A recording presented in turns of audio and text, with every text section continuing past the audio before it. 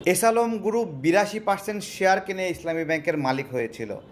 আমার প্রশ্ন, জামাতি ইসলাম কিভাবে ইসলামী ব্যাংকের মালিক হলো? শুনবেন কিভাবে হয়েছিল? জুলাই গণঅভ্যুত্থানের পরে মব সৃষ্টি করে পরিচালকদেরকে মারধর করে ইসলামী ব্যাংকের মালিক হয়ে যায় জামাতি ইসলাম।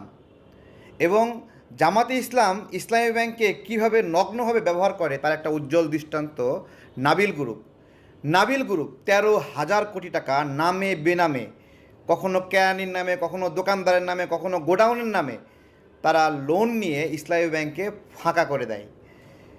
ভয়ঙ্কর নভেম্বর নামে একটা রিপোর্ট হয়েছিল, মনে আছে আপনাদের? এই ভয়ঙ্কর নভেম্বর সেই নভেম্বর যার মধ্য দিয়ে জামাতে ইসলাম ইসলামী ব্যাংকে লুটপাট করেছিল। আমার একটা প্রশ্ন, এই যে যখন ইসলামী ব্যাংক জামাতের নিয়ন্ত্রণে ছিল না, তখন কি ইসলামী ব্যাংক অলাভজনক ছিল? আমার প্রশ্ন। 2000